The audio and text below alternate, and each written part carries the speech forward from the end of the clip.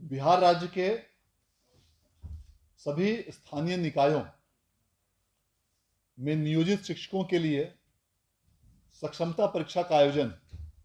बिहार विद्यालय परीक्षा समिति द्वारा किया जा रहा है, जिसके लिए फॉर्म भरने की प्रक्रिया कल दिनांक 1 फरवरी से प्रारंभ होगी और 15 फरवरी तक चलेगी। इस बार सक्षमता परीक्षा के लिए फॉर्म भरने की प्रक्रिया में कई महत्वपूर्ण बिंदु हैं,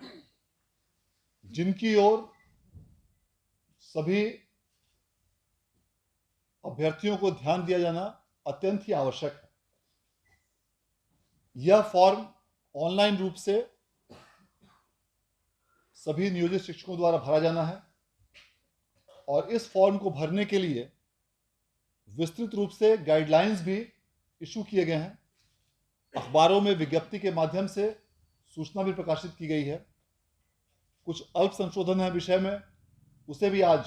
अखबार में विज्ञप्ति के माध्यम से प्रकाशित किया जाएगा। सभी नियोजित शिक्षकों से अनुरोध है कि उन सभी मार्गनिर्देशों को और गाइडलाइंस को अच्छे से पढ़ लें फॉर्म भरने के पहले और उसके पश्चात ही फॉर्म भरें। इसके लिए एक अलग से वीडियो ट्यूटोरियल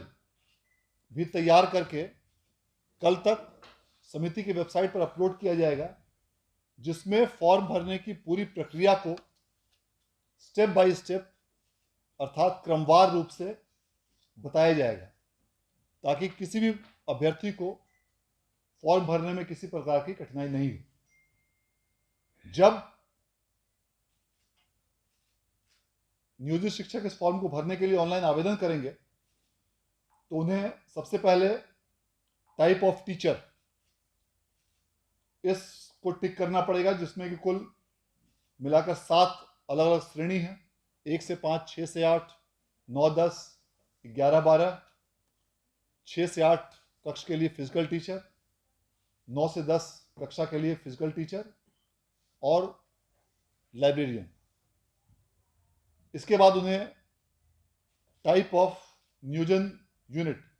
अर्थात किस प्रकार की नियोजन इकाई है 6 इकाई में टिक करना होगा, जिसमें जिला परिषद, पंचायत समिति और पंचायत ग्रामीण स्तर के लिए और नगर स्तर के लिए नगर निगम, नगर परिषद या नगर पंचायत में से किसी एक को टिक करना होगा। उसके बाद कैटेगरी इत्यादि को भरने के पश्चात कैंडिडेट को अपनी शैक्षणिक योग्यता के संबंध में पूरी जानकारी इस विषय में उनको भरनी होगी। शैक्षणिक योग्यता के पश्चात जो ट्रेनिंग क्वालिफिकेशन है जिस मामलों में लागू होगा, डीएलएड अथवा इक्विवेलेंट, बीएड अथवा इक्विवेलेंट या कोई अन्य, उस ट्रेनिंग क्वालिफिकेशन को भी उनके द्वारा भरा जाना होगा। और पूर्व में जिस किसी भी प्रकार की टीचर्स एलिजिबिलिटी टेस्ट को विद्यार्थियों को ऐसे नियोजित शिक्षकों ने जिसमें वो अपीयर हुए हैं, जिसमें उन्होंने उत्तीर्णता हासिल की है, उन सबों की विवरणी भी उन्हें लिखनी होगी और उसका जो भी परिणाम रहा हो, क्वालिफाइड रहे हैं या नॉट क्वालिफाइड रहे हैं, उसकी भी विवरणी उनको देना अनिवार्य है। बता देंगे ये अभी जिस तरह से ये आ रहा है कि सीबीटी जो है बहुत टफ है, क्योंकि आप तो लेते रहे हैं टीईटी, एसटीईटी वगैरह, लेकिन वो टफ बता रहे हैं कि इसमें कितना आसान होगा और कितना ये होगा, ये थोड़ा खाली बता दीजिए कि सरकार बोल चुकी थी मामूली परीक्षा, सिलेबस कैसा होगा?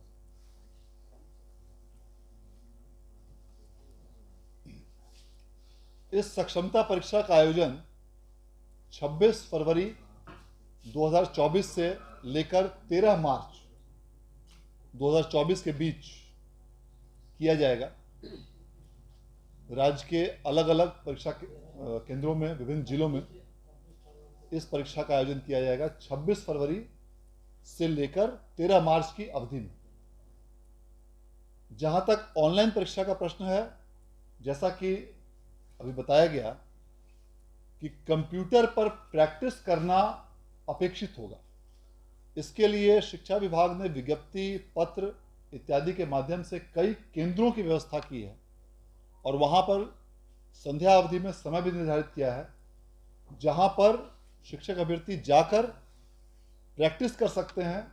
जिसमें कि पीटीसी है, प्राथमिक शिक्षण प्रशिक्षण संस्थान, उनमें व्यवस्था की गई है। डायट, जिला शिक्षा एवं प्रशिक्षण संस्थान, शिक्षक प्रशिक्षण महाविद्यालय, जो भी इस तरह के आईसीटी लैब जो भी उनको नज़दीक में हो, वहाँ पर जाकर संध्या 5 बजे के बाद या टीचर्स ट्रेनिंग इंस्टीट्यूट्स वगैरह में 7:30 से 9:30 के बीच में प्रैक्टिस कर सकते हैं। यह बहुत ही आवश्यक है ताकि आपको किसी भी प्रकार की ऑनलाइन परीक्षा में कठिनाई नहीं हो। और जो ये नेगेटिव मार्किंग नहीं है इसमें तो इस परीक्षा में जैसा कि सूचित किया गया है कि नेगेटिव मार्किंग की व्यवस्था इस परीक्षा में नहीं होगी। ऑप्शन कितने रहेंगे सर? सभी प्रश्न बहुविकल्पी होंगे और सभी प्रश्नों के 4 विकल्प इसमें दिए जाएंगे और उसके आधार पर ही परीक्षा फल का निर्धारण किया जाएगा। सर एक और सवाल, ये चूँकि तीसरे फेज बहाली की तैयारी शुरू हो गई है, रिक्तियाँ मंगा ली गई है और बिहार बोर्ड के लिए भी एक बड़ी चुनौती है, तो एस्टेट को लेकर क्या तैयारी है? पहले अपने आवेदन पत्र को अच्छी तरह से एक एक फील्ड को देख लें। डेट ऑफ बर्थ, नाम, पिता का नाम, माता का नाम, नियोजन इकाई, कैटेगरी, आरक्षण श्रेणी, डिफरेंटली एबल श्रेणी और अन्य जितने भी फील्ड्स उनको भरने हैं उसको वो पूरी तरह रिव्यू कर लें और रिव्यू करने के बाद जब वो संतुष्ट हो जाएं कि मेरे द्वारा दी गई सारी विवरणी सही है, तभी वो सबमिट बटन पर क्लिक करें और उसके पश्चात फॉर्म भरा जाएगा। यदि किसी कारणवश उनके द्वारा भरे गए फॉर्म में कोई त्रुटि पाई जाती है तो इसके बाद इस फॉर्म की समीक्षा जिला शिक्षा पदाधिकारी के कार्यालय में की जाएगी और डीओ ऑफिस से उस फॉर्म को एक्सेप्ट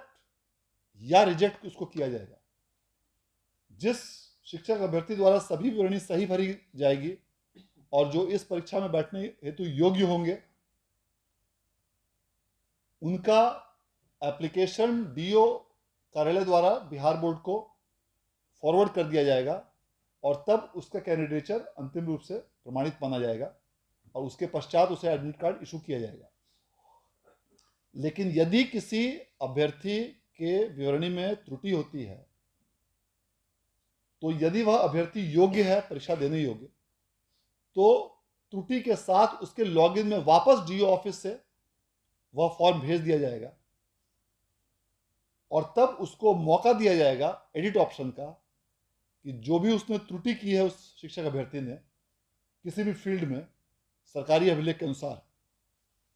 उसको वो सुधार करके दोबारा फॉर्म भर सके। और इस प्रक्रिया में यदि किसी प्रकार की कठिनाई हो या कोई उसका रिकॉर्ड सरकारी अभिलेख में परिलक्षित ठीक से नहीं हो रहा हो या कोई अन्य समस्या हो तो वे जिला शिक्षा पदाधिकारी के कार्यालय में संपर्क कर सकते हैं उस समस्या के समाधान के लिए। और पुनः जब वो उस फील्ड को करेक्शंस करके दोबारा फॉर्म भेजेंगे तो पुनः डीओ ऑफिस द्वारा उसकी समीक्षा करके उसको एक्सेप्ट या रिजेक्ट किया जाएगा और यह एडिट ऑप्शंस उन कैंडिडेट्स को ही दिया जाएगा जो परीक्षा में बैठने की सक्षमता रखते हैं। जो बिल्कुल ही किसी कारण से इस परीक्षा में बैठने की जिनकी सक्षमता नहीं है, वैसे फॉर्म्स को डीओ द्वारा सीधे तौर पर स्ट्रेट अवे रिजेक्ट कर दिया जाएगा। परीक्षा समाप्त होने के पश्चात 4 दिनों के अंदर एडमिट कार्ड को संबंधित शिक्षक अभ्यर्थी द्वारा, जिस पर कि अभ्यर्थी का, वीक्षक का इत्यादि का हस्ताक्षर होगा, उसको 4 दिनों के अंदर जाकर डीओ कार्यालय में पुनः समर्पित करना अनिवार्य होगा। और इसके पहले जब एडमिट कार्ड शिक्षक अभ्यर्थी को बिहार विद्यालय परीक्षा समिति द्वारा निर्गत किया जाएगा उस समय एडमिट कार्ड को डाउनलोड करने के उपरांत उस पर जिला शिक्षा पदाधिकारी के कार्यालय में जाकर वहां संबंधित डीपीओ का हस्ताक्षर उस एडमिट कार्ड पर प्राप्त करना होगा और उसके उपरांत ही वह प्रवेश पत्र मान्य होगा। परीक्षा में सम्मिलित सब्जेक्ट अपना विषय उसको भरने की आवश्यकता होगी और तत्पश्चात उनकी पोस्टिंग के लिए 3 जिलों का विकल्प समिति द्वारा मांगा जा रहा है और वह 3 जिलों का विकल्प उनको अपने इस आवेदन फॉर्म में भरना अनिवार्य होगा। उसमें से मेधा सह आरक्षण के आधार पर उनको जिलों का आवंटन किया जाएगा और जिलों के आवंटन के पश्चात अगले चरण में उनको विद्यालयों का आवंटन निर्धारित प्रक्रिया के अनुसार उनको किया जाएगा। कुल मिलाकर इसमें 59 अलग अलग प्रकार की परीक्षाएं ली जाएंगी, जिसमें प्राथमिक कक्षा के लिए कक्षा 1 से 5 के लिए एक परीक्षा होगी, कक्षा 6 से 8 के लिए 8 विषयों की परीक्षा आयोजित की जाएगी। पूर्व में जो विज्ञप्ति प्रकाशित की गई थी उसमें 7 विषयों का उल्लेख किया गया था। उसके अलावा एक बांग्ला विषय भी इसमें जोड़ा जा रहा है, जिसके संबंध में कल अखबारों में विज्ञप्ति प्रकाशित कर दी जाएगी। माध्यमिक विद्यालय कक्षा 9 से 10 के लिए कुल 19 विषय निर्धारित किए गए हैं। इनमें पूर्व से जो 17 विषय अखबारों में विज्ञप्ति में प्रकाशित किया गया था, उन 17 विषयों के अलावा 2 अन्य विषय अर्थशास्त्र और गृह विज्ञान को भी आज जोड़ा जा रहा है और इसके संबंध में भी कल तक अखबारों में विज्ञप्ति प्रकाशित की जाएगी। और इसके अलावा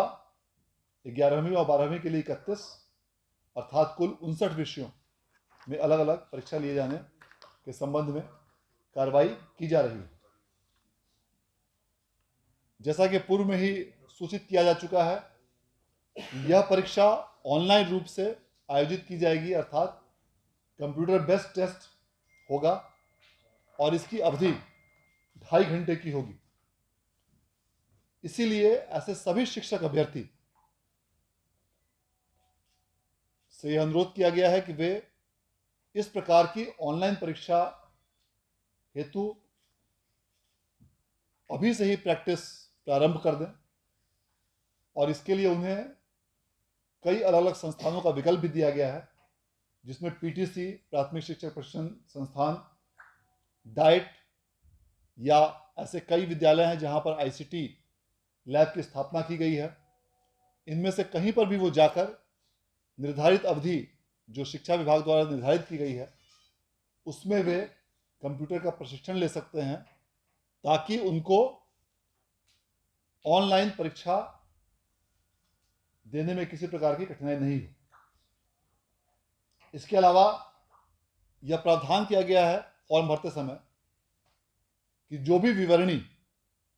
जो अभी हम लोगों ने बताया, यह जब शिक्षक अभ्यर्थी भरेंगे तो विवरणी भरने के पश्चात उन्हें रिव्यू का बटन दिया जाएगा